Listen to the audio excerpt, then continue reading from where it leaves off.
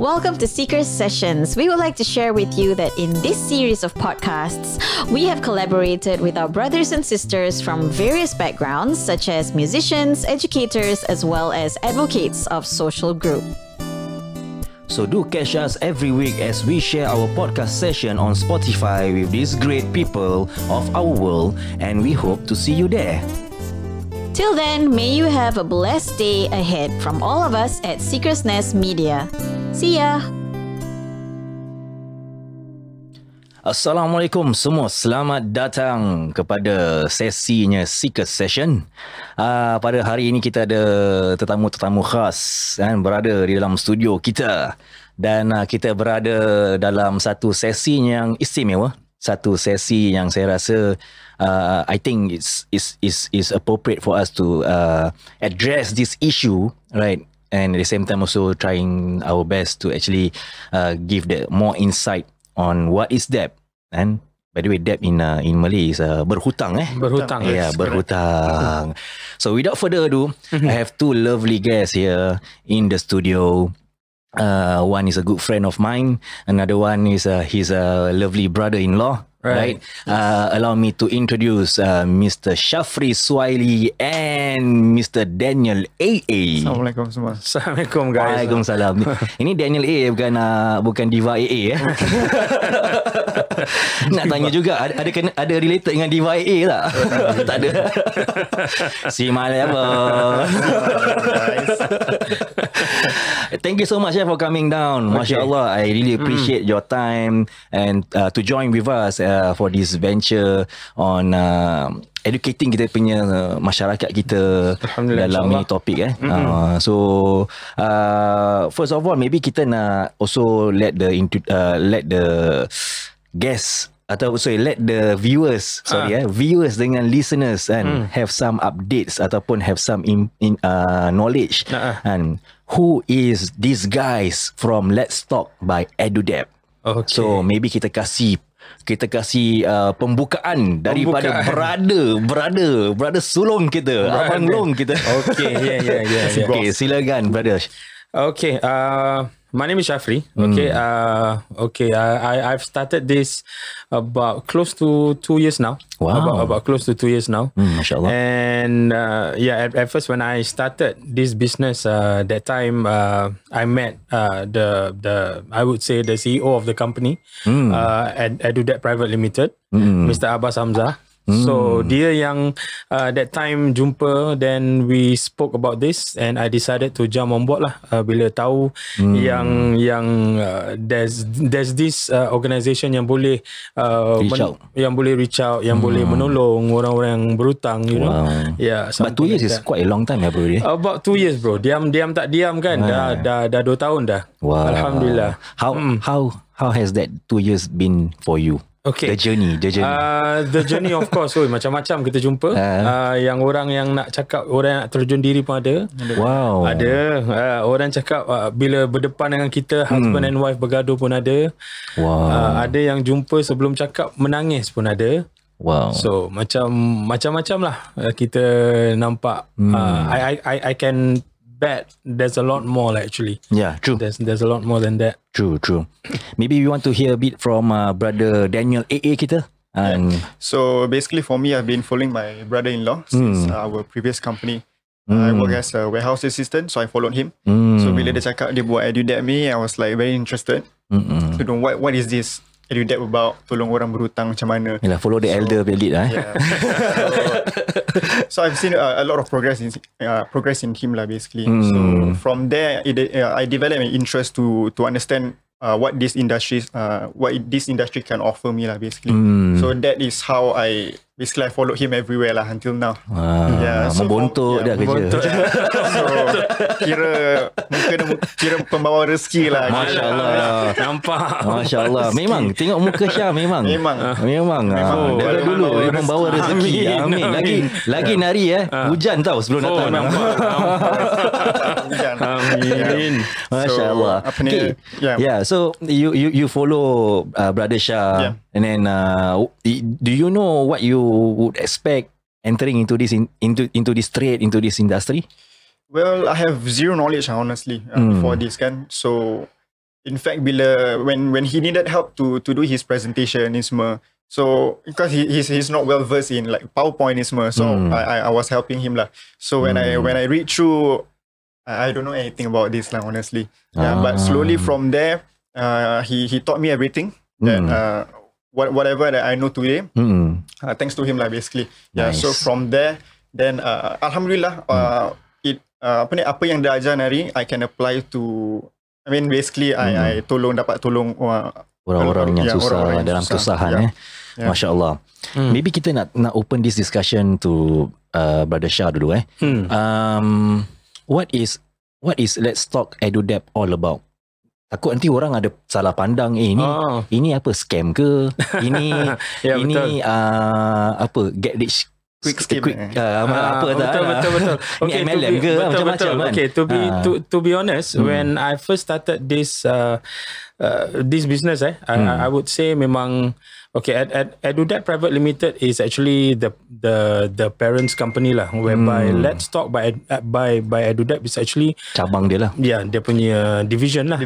So apa yang kita bikin mula-mulanya bila, of course, when we advertise on Facebook, on all those social media platform, ramai yang bertanya, macam kita ni kasih hutang ke, macam kita ni legal money lenders ke, apa ke. Memang ramai yang berfikiran yang kita ni give out kita give out money laundering services. So bila dah explain one by one, so that's when I managed to get Daniel to be in the division as well. So dia yang mulakan macam mana nak present Let's Talk by EduDebt ni. Kita yang bukakan division, this division called Let's Talk by EduDebt, something like that lah. So along the way, with a proper advertisement and all, people get to know that apa yang kita lakukan ni ialah sebenarnya untuk menolong orang-orang yang kat luar tu, membantu hutang-hutang diorang lah. Basically, your division is, I mean the role, correct me if I'm wrong, the role of your division is to actually not just membantu, ada dalam masa yang sama adalah untuk memberi awareness, kan? Dan juga guidance lah to those yang dalam berhutang. Okay, actually kita ni is a third party organisation whereby kita help those debtors to assist on their e-litigation and all the processes. I see. Kita yang akan duduk dengan diorang, kita akan tengok berapa hutang-hutang diorang, and at the same time kita akan kasih diorang the best advice, the ratio of diorang punya hutang dengan diorang punya gaji, kenapa tiap-tiap bulan tak mampu terbayar. All those kita akan duduk, kita akan terangkan semua bila kita dah sama-sama dengan diorang. Wow. I think the process of being an advisor, I think bukan senang pasal you need to have a lot of experience and knowledge tau. And for you, Daniel, how do you normally advise your clients or maybe whoever yang really in help, and based on what? Based on experience ke? Based on the knowledge of regulation that you know ke? Well, starting usually is based on knowledge, right? Because I'm new to this, so it's based on knowledge. But along the way, since I've been doing this for like over a year, right? So it naturally becomes you understand what that person needs. Like, macam when we take a look at their debt to income ratio, kita akan tahu mana silapnya ataupun mana he or she needs to focus more on. I see. Untuk settle the payment ke apa. So it comes naturally lah. Mula-mula knowledge, but then along the way when I do this, it becomes an instinct. Mana like how you want to take a look at how do you want to help this problem to be solved. That means banyak perkara yang harus dipertikaikan Correct. Dia tak boleh macam satu problem tu suits everything ada klien call. Oh no. Dia memang selalu busy. Okay, sorry guys. No. Okay. Nanti boleh cut apa? Nanti boleh cut. Okay. Naknya silent Dah silent. Betul aku dengar ting ting ting ting tadi. Okay. Looking at this, I think banyak harus dipertikaikan. Dia tak ada macam satu solusi tu fit all. Oh, tak boleh. Tak boleh. Dia tak semua problem tu sama. Betul. Okay, dia tak problem dia tu tak semuanya sama. Because ada orang yang hutang money lenders, problem dia lain. Betul. Orang yang hutang bank pula, problem dia lain juga. Orang yang hutang orang pun problem dia kira lain-lain. Wow. Like all those higher purchases and all, macam ada orang yang hutang macam higher purchase and all. So betul. memang berbeza lah. Berbeza. Lagipun dengan dia punya family background dia, dia punya worry dia pun lain-lain, dia punya diorang punya concern, diorang punya nervous pun lain-lain. I see. Lain. Banyaklah untuk ditengok. Talking about this maybe kita nak start with a open discussion here. Pasal I think ramai daripada orang kat luar sana, kan, penonton baik ataupun pendengar, mereka nak cuba fahamkan apa itu maknanya berhutang. What is debt all about? What's the definition of debt? How am I going to gauge myself whether I'm in debt or not? So maybe we can start with this conversation where discussion where what is debt in a general perspective? Okay, actually kan, benda ni ramai orang yang susah nak macam nak cakap susah orang nak mengaku ataupun nak macam to tell themselves, hey look, I'm in trouble now. I see. Ramai orang yang tempat luar sana tu masih macam keep on, I can manage all this. Tapi without them knowing apa yang macam pendapatan yang diorang dapat, gaji yang diorang dapat tu, dengan hutang yang diorang ada tu, kadang-kadang dia tak seimbang terus. Betul. I believe Daniel receive a lot of these problems, something like that lah. Daniel pun pernah cakap, bang, actually orang-orang berhutang ni, kita pernah ada discussion. Yes. Cakap how to tell them yang dorang macam nak bilang dorang dengan cara yang baik diorang ni actually dah tak boleh lagi dah. At the same time tak nak tersinggungkan mereka because orang-orang macam gini diorang very sensitive. Ya, betul. Kita tak boleh macam, okay, you dah ada problem, you nak kena buat gini-gini, tak boleh. You nak kena, pakcik tengah berhutang ni, tak faham ke? Tak boleh. This kind of statement memang tak boleh. Especially kalau macam Daniel, dia dah kecil kan, orang dia kecil, untuk dia nasihati orang yang umur 40 lebih, 50 lebih tu agak-agak macam mana? Oh, there's a gap. There's an age gap. Orang yang berhutang tu kebanyakan umur yang 30 lebih, 40 lebih. Sedangkan Daniel, he still umur berapa Daniel? Man, okay, since we want to shift to Daniel I have a question here. A quick question to brother Daniel. Do you think orang-orang yang berhutang ni, tadi Syah mengatakan susah untuk mereka mengaku. Do you think orang-orang yang ramai berhutang ini, mereka ada satu barrier yang they have to break, which is plain fact here is dorang ego. Yes, actually, yeah. So recently also I got ada buat satu research on this regarding why ada macam increase in commit suicide when it comes to debt. I did a research. So the article it states that nak bandingkan lelaki dengan perempuan, lelaki lebih susah nak minta tolong. Because bila minta tolong tu usually they associate with loss of status. Yeah, so a bit hard for us as a debt advisor also, because our nature of job is to help them to get out of debt actually. Yeah, correct. Tapi kalau dorang tak nak tolong diri dorang sendiri, we really cannot help them. Man, it's very hard for you all to reach out lah, by the way. Reach out, correct, yeah. Betul tak? Betul. Usually apa? Dorang takut malu ke atau, tapi macam kelakar kan, maybe brother Syah boleh give some enlightenment here.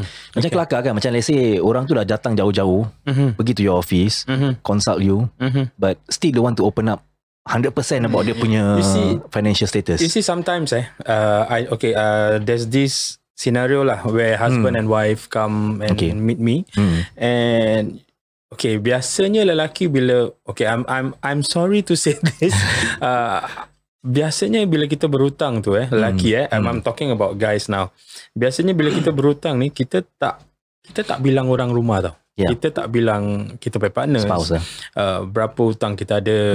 You know, biasanya as a husband tu kita always have this thinking, kita nak senangkan keluarga, nak apa kan. And sometimes bila kita berhutang tu, bila diorang dah datang tempat kita tu, ada hutang-hutang yang isteri tak tahu.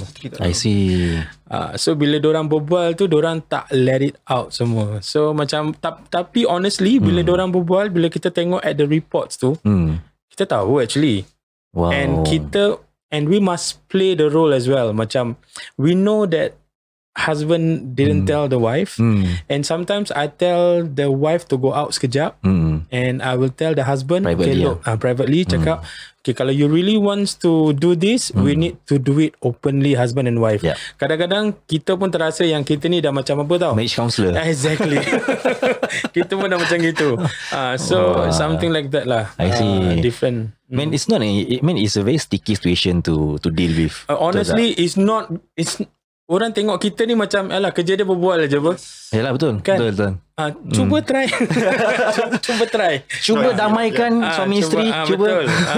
Kadang-kadang susah. Betul. Susah. Man, going back to this, I think a lot of kita punya masyarakat, lagi-lagi masyarakat Islam kita, diorang nak kena faham, and bila seseorang itu dalam keadaan berhutang, and dia nak kena betul-betul mencari pertolongan di luar sana. Dia tak boleh diamkan diri. Betul. Dia tak boleh biarkan diri dia keseorangan. Right. And all this will lead to more severe punya outcome ataupun more worse consequences to it, right? So maybe I want to ask this as an open discussion here. And usually people, kita tahulah apa, sekarang kita dah faham sikit maknanya berhutang ataupun debt in general. Tapi for a person, like a normal layman person yang tak tahu sangat about berhutang ini, how to know whether that person is in debt? What is the telltale sign that person is actually in debt? Okay. So when we talk about debt, we are referring to bad debt lah actually kan, because bad debt, because debt in general, ramai orang berhutang juga untuk rumah, untuk kereta. Tapi what we are discussing here is bad debt lah actually. When you say when you say bad debt, ada good debt ke? Ada. Wow, that is okay. So good debt is like macam rumah kita pinjam untuk rumah kan. Yes. Untuk kereta kadang-kadang lah, depends on how you use it also. Tapi bad debt is like macam kalau you bayar macam credit card, everything kan. Yeah, so what we are talking about here is bad debt lah. Yeah. So how do you tell if a person already in a bad debt is when kalau they start to pakai credit card for daily expenses, you know. So these are when you pakai daily expenses and everything. So at the end of the month, daripada bayar full balance, orang tu akan start buat minimum payment. Wow. So this is one of the few signs that people should look out for, because paying minimum payment, you have to understand that it doesn't really solve the problem. It doesn't really solve the problems. Malah dia akan lebihkan hutang kita nanti. Oh really? I thought maybe kita ada salah konsepsi sini tau. And since you are subject matter experts on this part, macam ada orang maybe diorang berhutang 3,000, maybe bank loan ke apa, they just take a small amount. Ni say tak apalah, aku bayar every month 100. And then stretch it out for 5 years, 36 months or whatever. And their mentality macam dong cakap, alah 100 saja apa. Okay, I have this scenario juga. Okay, I have this abang dia kerja dia kerja airport lah. Dia kerja airport whereby sekarang ni semua tengah having a bad situation. Betul. Due to COVID and all. True. So mungkin dulu dia ada lebih untuk bayar daripada credit card, hutang-hutang dia semua. Tapi sekarang ni because of salary dah kena potong ke apa ke, so dia macam terkejut lah kan. Ya, betul.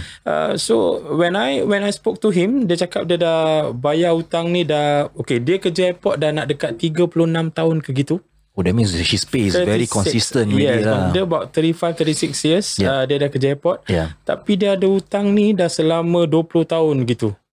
Amazing kan? And I don't believe it either. Wow. I don't believe it. Okay, how it goes, bila dia bayar hutang tu, bila dia bayar credit card tu, dia pakai balik.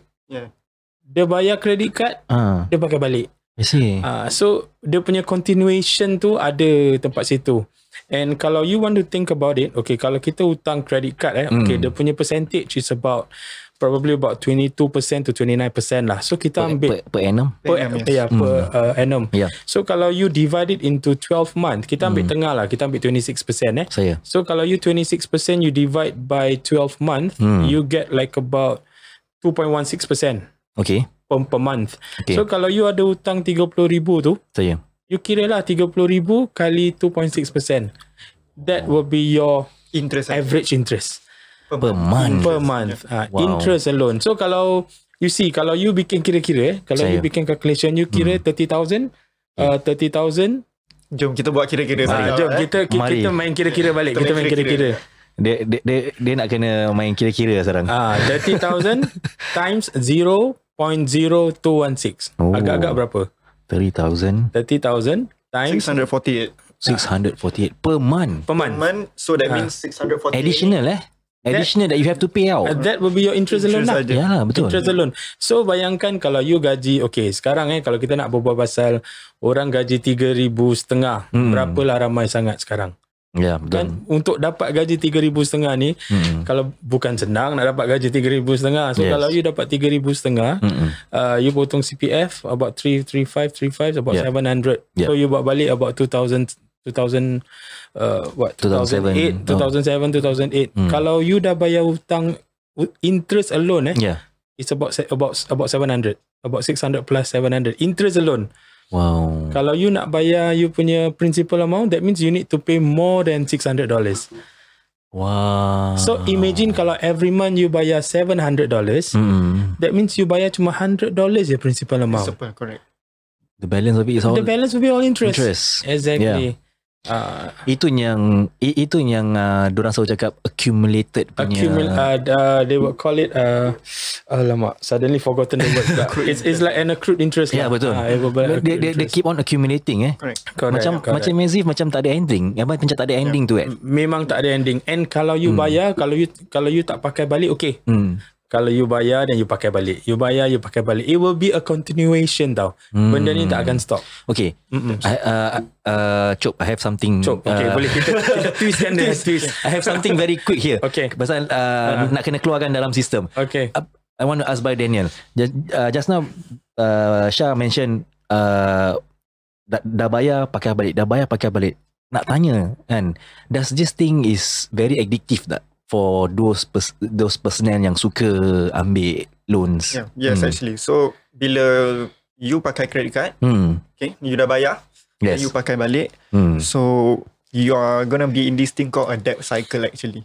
Yeah. So ini is a vicious trap lah actually. Sebab Perangkap bila yang perangkap Mungkin Daniel boleh terangkan apa debt cycle. Yeah. So debt cycle ni usually it start off with orang tu short of cash. Okay. So bila dia short of cash, usually diorang akan pakai credit card diorang lah. So bila diorang pakai credit card diorang, then diorang punya balances grow.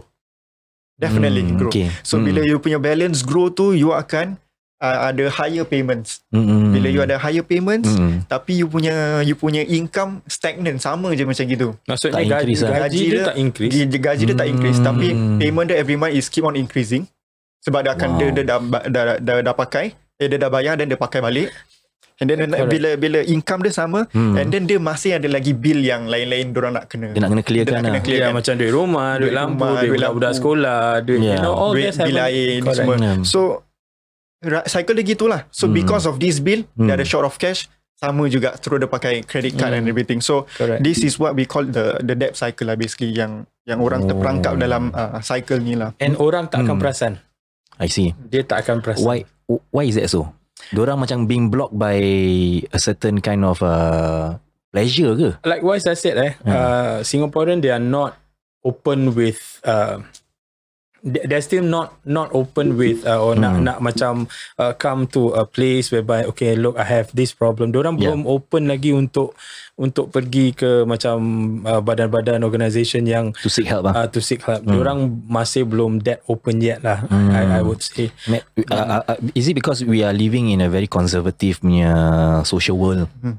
Does that also? Yes, I believe so, because dia masih ada apa kata orang tu, face value face value lah. Ya, betul. Face value. I muka. Bila kita jumpa orang ni pun kita bila kita bertemu dengan orang nak berbual ni pun kita nak kena jaga dia punya, of course kadang-kadang orang ni perasaan dia nak susah nak berbual dengan orang betul gini. betul.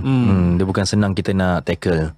It's not easy. Yeah, I mean to listen is another step, right? But nak tackle the issue, I think is another barrier lah. Kadang-kadang to get them to be honest also pun susah juga. Bila diorang datang tu ada benda yang diorang tak simpan lah. Mesti ada benda yang diorang simpan juga. Mungkin diorang rahsiakan Kadang-kadang bila kita jumpa, bila diorang dah turun macam kita pula yang nak minta tolong. Kadang-kadang bila kita berbual macam siapa yang minta tolong? Siapa yang datang? It's very difficult lah. Yeah, true. Man, going back just now, kita berbual pasal telltale signs of a person being in debt. Definitely tiap-tiap daripada perkara ini ada lebih punca dia. Man, in every financial state difficulties that a person face, it has to goes back to what is the cause. Correct. We have to discuss what is the cause. Apa yang puncanya kan membuat seseorang itu jatuh di lembahnya bukan hutang. Maksiat bukan maksiat di lembahnya hutang. Okay, I believe semua hutang tu bukan berpunca daripada overspend, bukan. Macam because kebanyakan daripada masyarakat kita, mereka ada diskonsepsi, kau berhutang that means kau want to live a very macam very lavish lifestyle, five star, not necessarily because sometimes ada orang yang berhutang tu because of sakit. Sakit, you see, sometimes because of orang tua dia orang sakit. Correct. I see. So dia in a very different like I mentioned tadi, lain orang lain.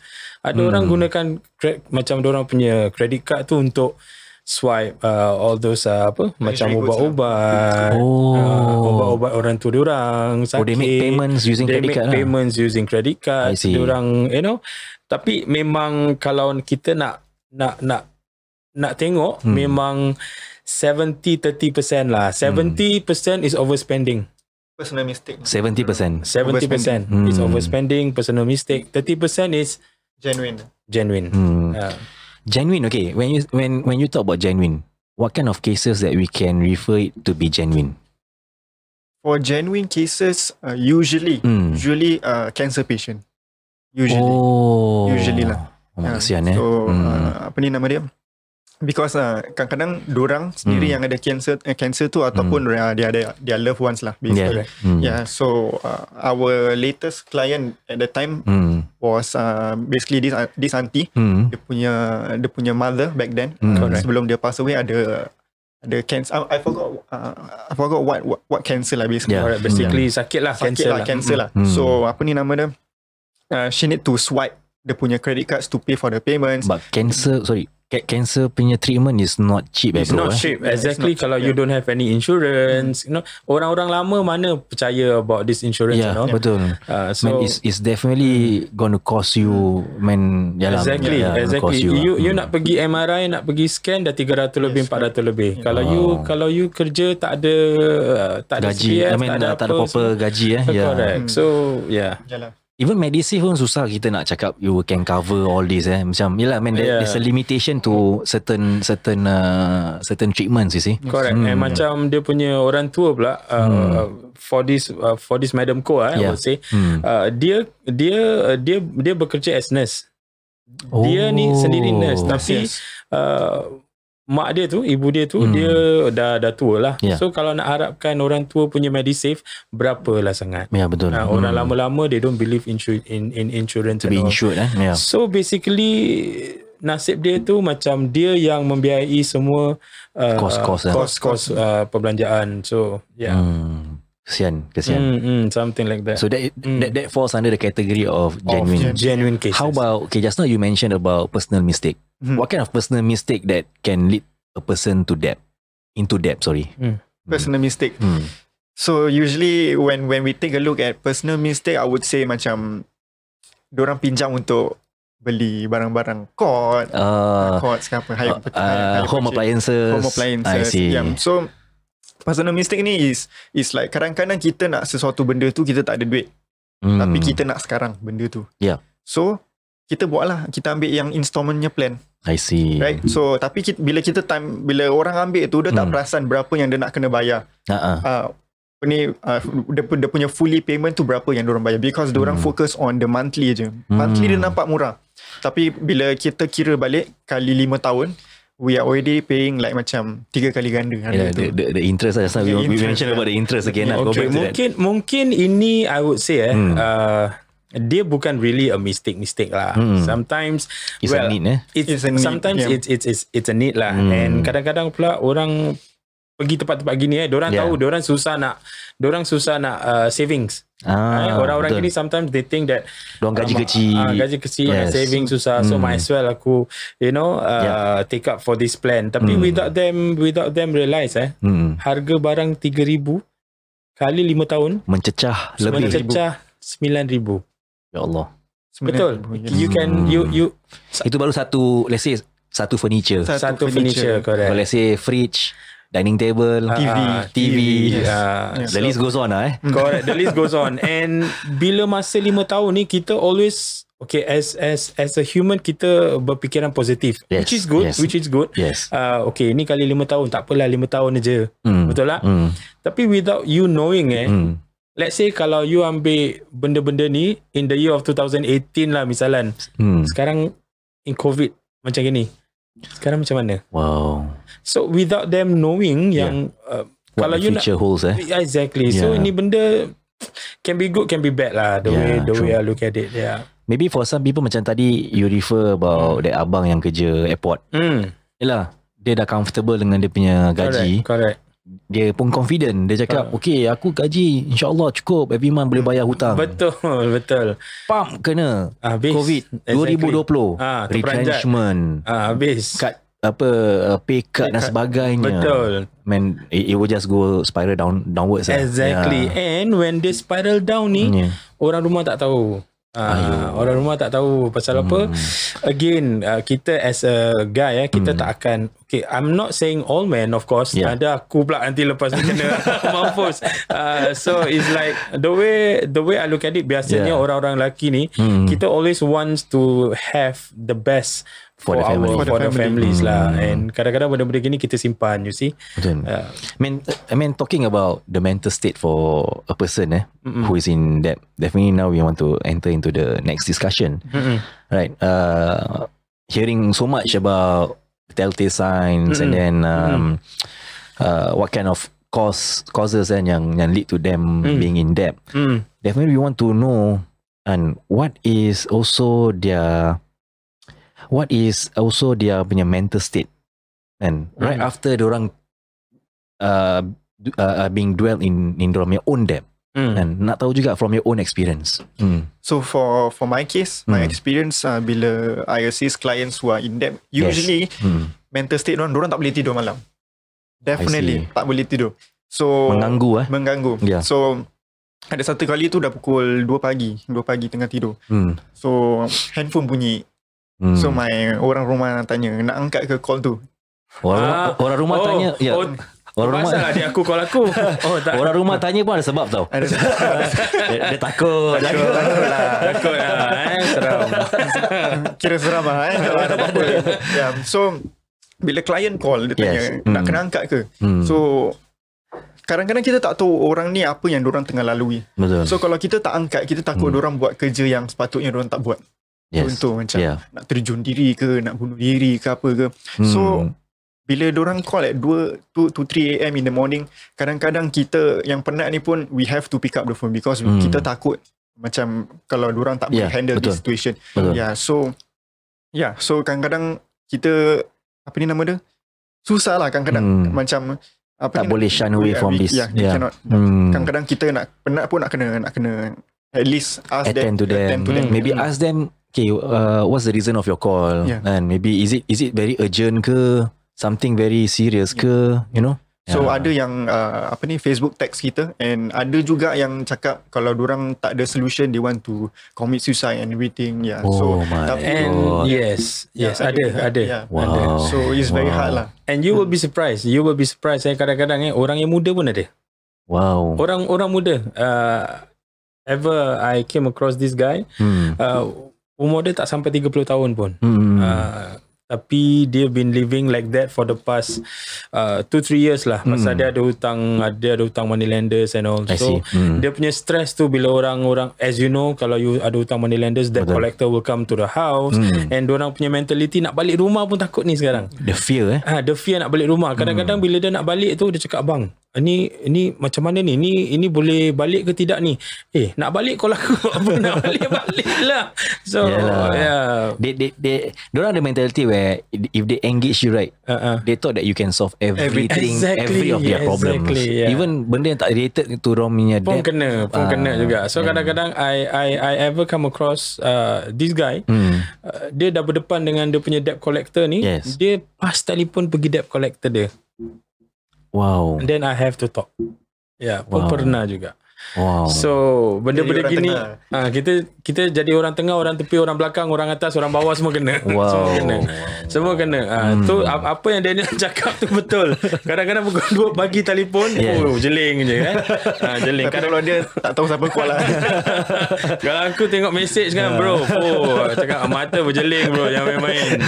But it's not an easy thing because I mean we want to also care for them your well-being. Correct. At the same time we don't know what's the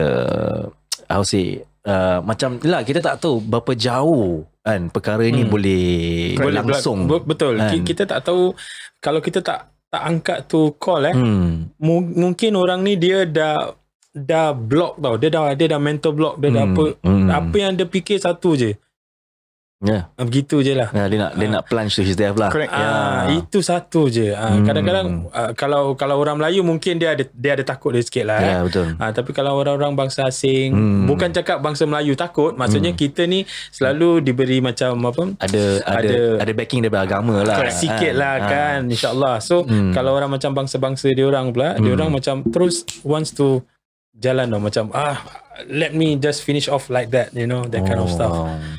Ending a life will not solve anything to them lah. Not. Tapi it affects your surrounding also kan. Yes, exactly.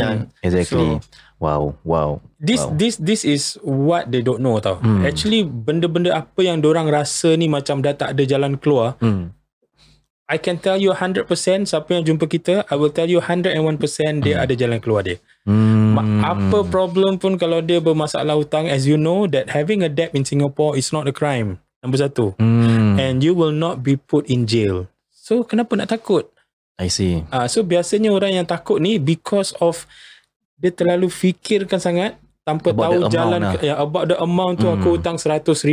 Macam mana nak habiskan dalam masa ni? Orang dah cari, orang ni dah call orang ni. So yalah, so benda-benda gitu yang akan macam habiskan dorang punya pemikiran tu. True. Okay, dah banyak kita dengar pasal tadi about a person dwelling in dorang punya mental state. Correct, yes. Pasal dah berhutang, lepas tu fikirkan macam-macam, ni mau nak bayar, habis dikejar oleh money lender dan sebagainya. Dikejar oleh debt collector. Debt collector dan sebagainya. Now we want to also discuss on the part where who else, selain daripada orang who else are affected by them being in debt? Ini kira cerita seram, bro. Cerita ini kira seram. Okay, maybe Daniel want to say about something. Based on experience, usually anak-anak lah. Anak-anak will be the first yang kena kesian. Kesian, yeah. So I share a little bit about one of my experience lah, my client. So dia ni, my client ni, dia tak tahu yang dia dah dijadikan guarantor oleh husband dia punya hutang with money lenders. So ada satu hari tu diorang tengah solat lah dengan dia punya wife, dia tengah solat dengan anak-anak. So bila tengah solat maghrib tu ada orang ketuk rumah dia. So bila ketuk rumah, kuat lah agresif lah kuat.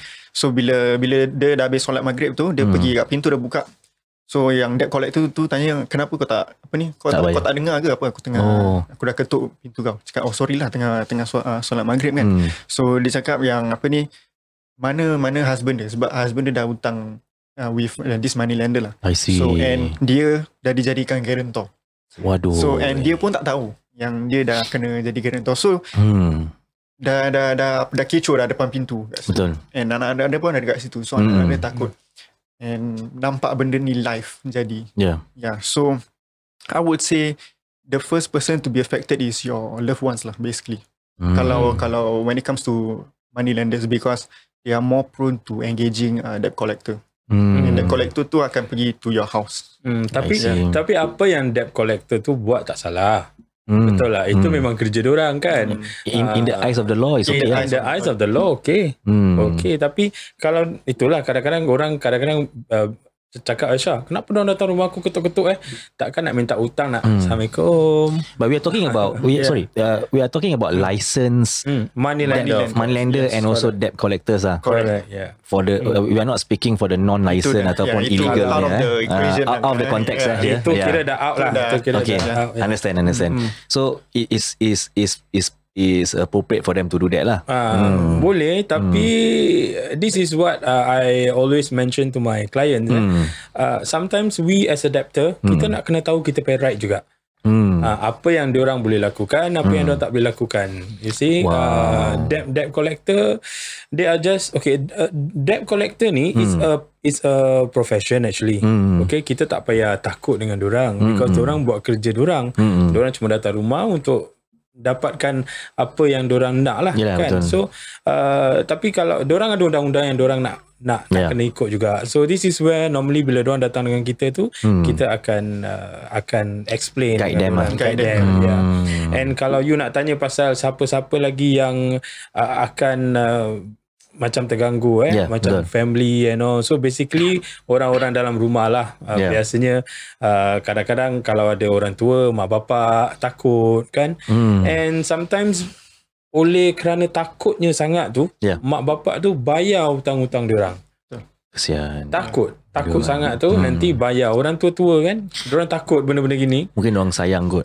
Sayang satu, takut pun satu.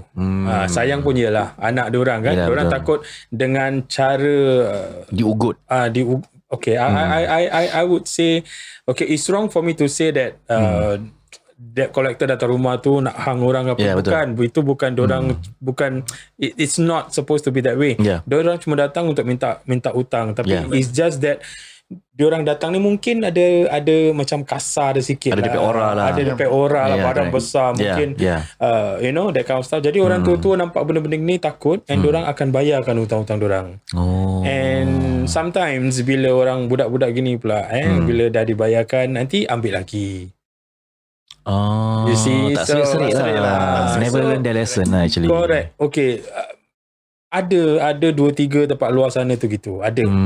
So orang-orang yang dalam rumah tu biasanya akan kata orang tu macam terganggu lah. Betul.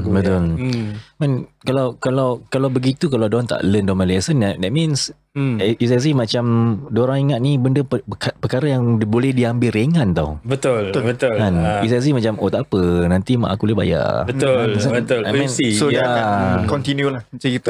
Ada repeat lagi. Exactly. I mean, moving forward definitely we know that a person being in debt ada dia social stigma. Kan pasal apa tadi kita bahaskan, ada apa kita bahaskan, debt collector datang dengan certain aura, maybe diorang raise diorang punya voice. I mean, bukan pekik-pekik, mungkin diorang gunakan nada yang tinggi. Betul. Untuk berkomunikasi dengan orang yang berhutang tu lah. Betul. Ataupun penghuni orang yang tinggal di rumah itu. Betul. So again, jiran-jiran nampak, mungkin saudara mara pun dah tahu kan. So that definitely that itself would create a social stigma. Betul. Yang mana orang akan labelkan ini hutang, ini berhutang, dah berhutang tak tahu nak bayar, menyusahkan orang, menyusahkan jiran sebelah-sebelah semua, ada orang datang memekak-mekak kan. Betul. Bising ni malam-malam buta orang minta hutang dan sebagainya. So again, this social stigma also goes back to them. Dah lah kena tuntut hutang daripada debt collector. Kena kecam lah. Dah kena kecam. The next morning they have to wake up to all this kind of people would say gossip. Correct. Or what kind of social labeling that they going to receive. Okay. What's your view on that, Syah? To me honestly biasanya orang-orang dah macam gini kan. Biasanya diorang dah whatever people want to think, just think lah. Ada yang dah tak kisah pun, ada yang dah dah lali pun dah biasa. And to me and my advice to them kan, kalau boleh lah sebelum benda-benda ni berlaku, they can just come and reach us lah.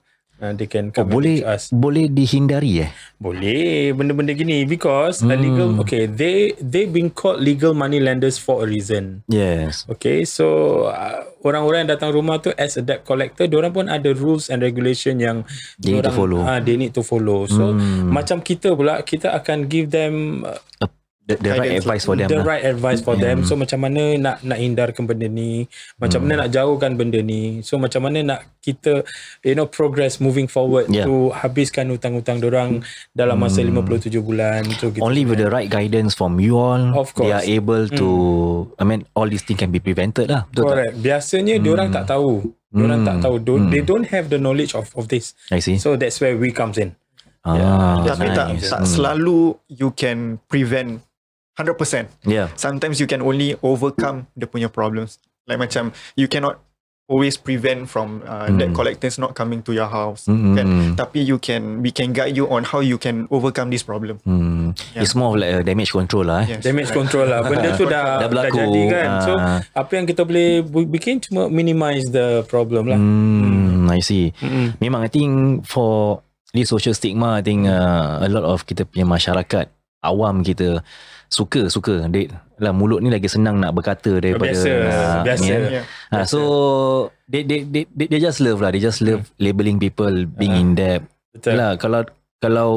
Kalau gossip pasal orang yang berhutang ni, kalau orang tolong tak apa juga. Betul. Kadang-kadang orang cakap je for the fun of it, for the love of it, for the thrill. Kadang-kadang happy suka-suka. Betul. So I think masyarakat pun memain peranan, kerana kita pun tak tahu, macam like you said, some people are in debt, genuine debt. It's not because of dorang nak leverage. Betul. Kadang-kadang orang pun tak tahu orang tu berhutang kenapa. Exactly. And pada kita tu, macam kita tengok orang berhutang je, because overspending.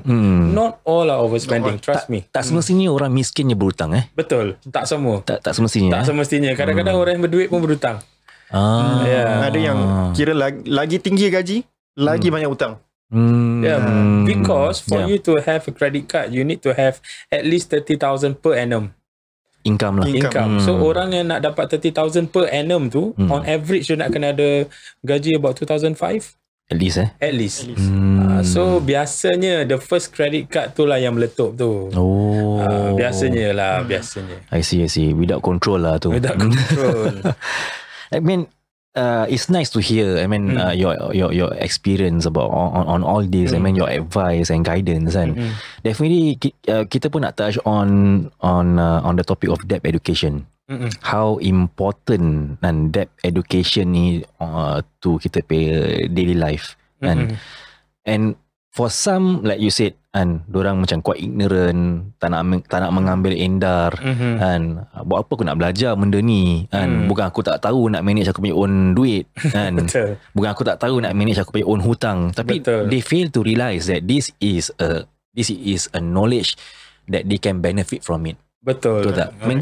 Give some insights on that, on being well versed about not just well versed on this part, at the same time also reaching out to all these debt advisors to seek guidance from them. That is knowledge. Betul.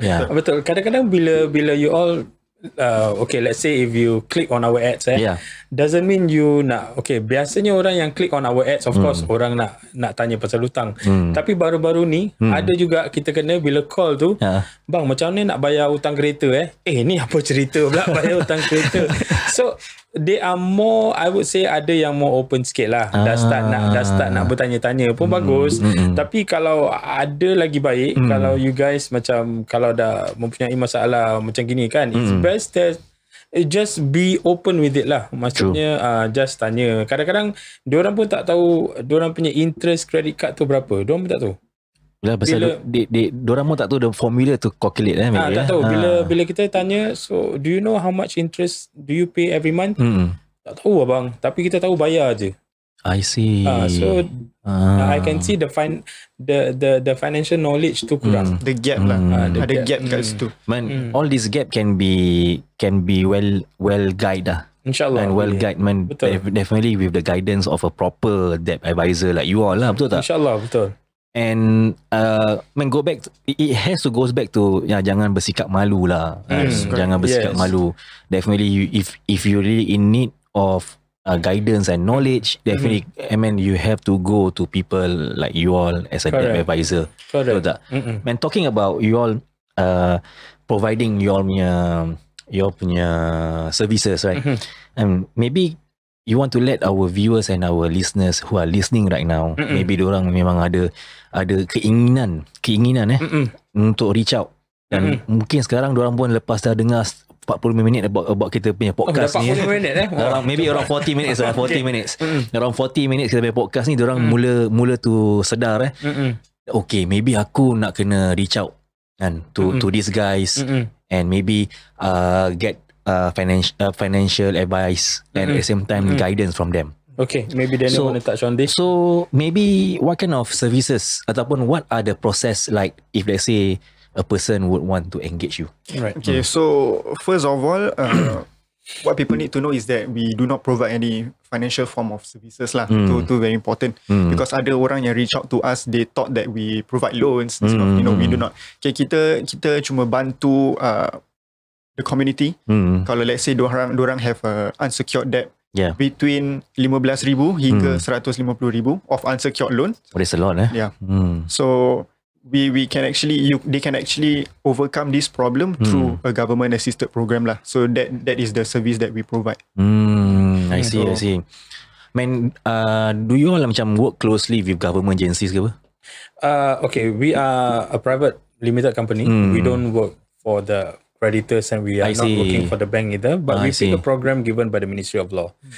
So we assist people lah to come on board on this program. Correct. And at the same time, untuk just to add value, baru-baru ni pun kita baru collaborate dengan Muhammadiyah. This is just to create an awareness to the public whereby kita bukan a scam company. We have been around since 2017 and EduDebt Private Limited also been featured in national TV, national radio, so even in berita baru-baru ni, berita harian dalam sidak akhbar semua.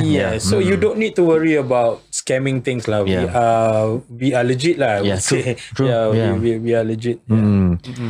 Man, moving forward, let's say dorang pun dah tahu what kind of services that you provide, and dorang pun quite confident. Maybe now is the time for them to reach out to you. How can they contact you, or maybe how can they go about reaching out to you sekarang ni? Maybe you want to share your location of your office and also where where for them to look out for you on social media ke apa. So apa ni, kita punya office is at Posh Building, tapi we do not do a walk-in lah because now COVID kan. So we do not do walk-in, we do by appointments only. So we have a link lah.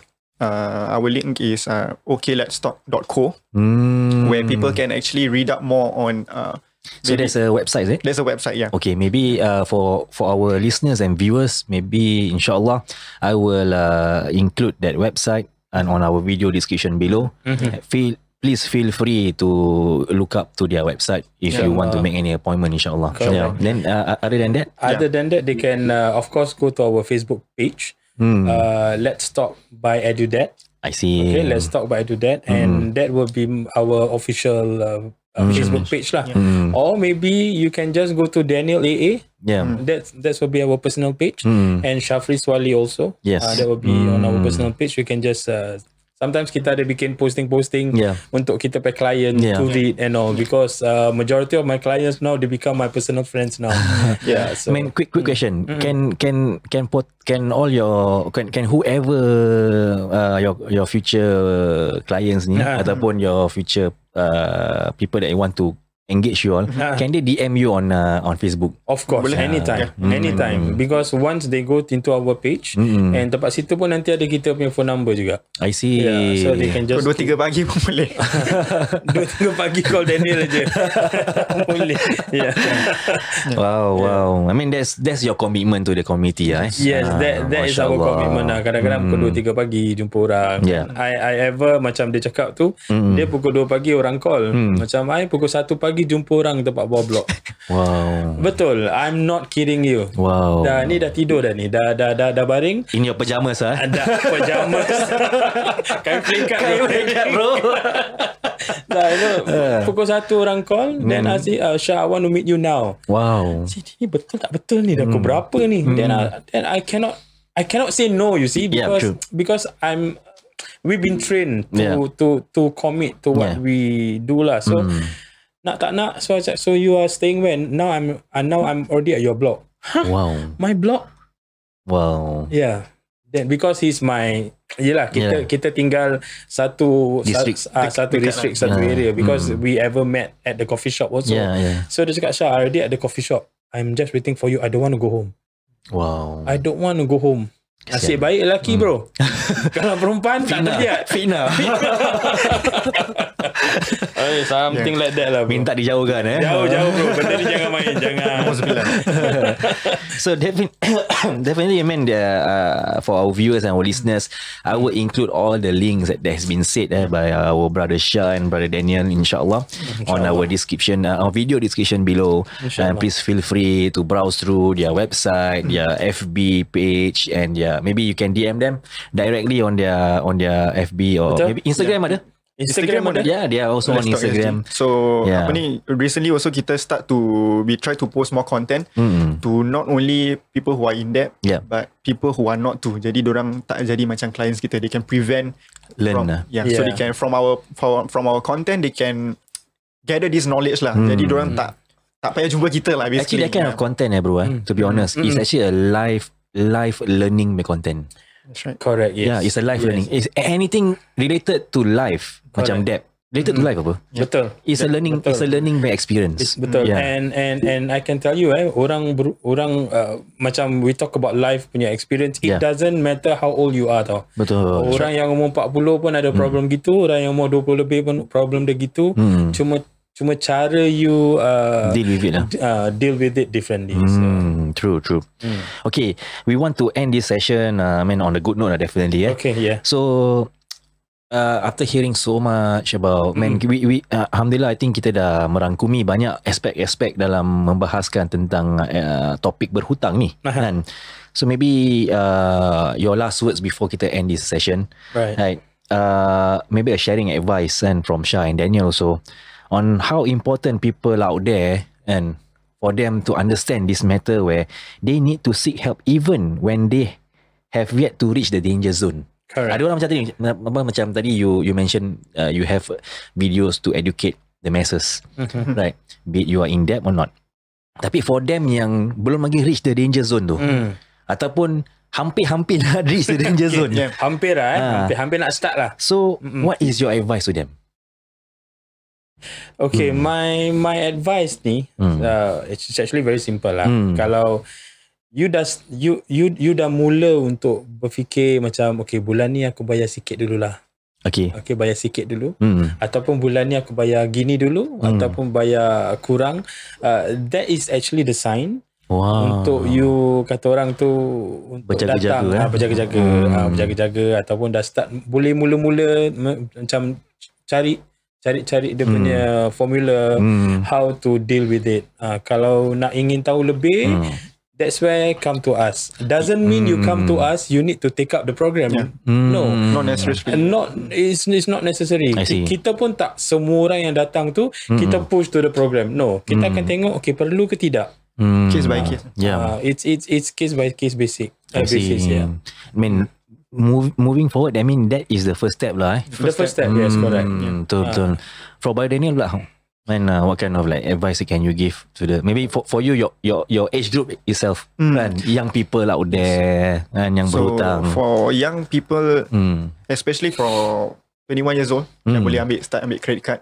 So I have my relative yang umur dah 21 years old and rasa macam income dorang dah cukup nak ambil credit card. I So see. that is where for my age group kita nak kena jaga-jaga lah. Betul. And for me is a reminder for me as well, because when every time I jumpa clients, it also reminds me on what are the things not to do. And apart from that also, kalau misal kata kalau kita dah rasa kita in a debt trap basically, it's important to acknowledge that you ada hutang ni and you need to seek help actually. It's important to acknowledge first, because this is the first step lah basically. Kalau kita tak acknowledge yang kita ada hutang, we won't be able to find a solution. So actually you all ni sebenarnya is just providing solution lah. Correct. Providing Debt solution company lah actually. Like we always mention, let's talk by IDUDEP. We are a debt solution company. We don't provide loans. Solution, I think that is more valuable here.